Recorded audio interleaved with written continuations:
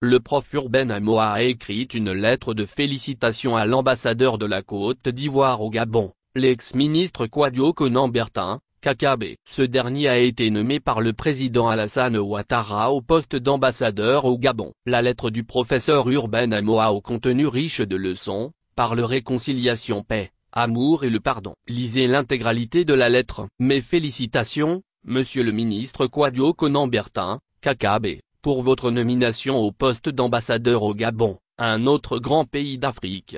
Rappelons-nous que pour avoir été candidat contre Alassane Ouattara, vous avez été nommé ministre de la Réconciliation et de la Cohésion nationale. Si c'est cela un acte de reconnaissance, il faut saluer la magnanimité de Alassane Ouattara. Rappelons-nous aussi que dans l'exercice de cette noble mission, vous vous êtes livré à une scène qui aurait pu jeter le discrédit sur tout l'appareil gouvernemental, mais que malgré vos exploits, vous avez été maintenu au gouvernement. Rappelons-nous enfin, qu'en sus de ce grand exploit que vous avez su réaliser sans coup férir, vous avez été ou plutôt, vous venez d'être nommé ambassadeur au Gabon.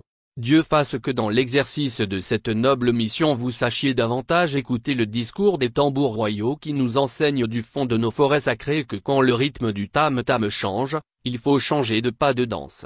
Dieu fasse que là-bas, au Gabon, vous sachiez respecter l'homme, la personne humaine, tout homme et tout l'homme, la femme aussi et vos collaborateurs, mêmement en respectant ce à quoi ils ont droit, leur salaire mais aussi, même leurs primes, y compris les primes de conseiller. Et si d'aventure ils venaient à vous quitter pour des raisons d'incompatibilité de méthode, que même là aussi vous vous battiez pour que ce à quoi ils ont droit, leur revienne.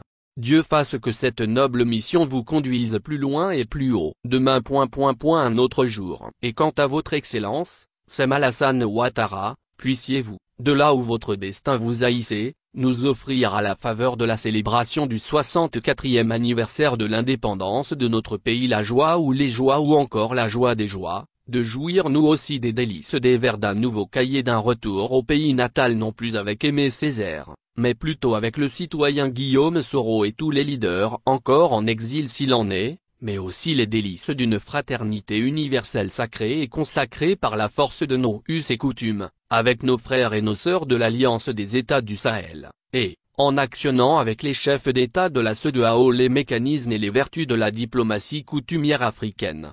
Et puisque je crois en vous et que vous aimez votre pays et votre peuple, puissions-nous, ensemble nous souvenir de cette belle citation de Voltaire qui s'adresse à Dieu en ces termes dans Traité sur la tolérance 1763.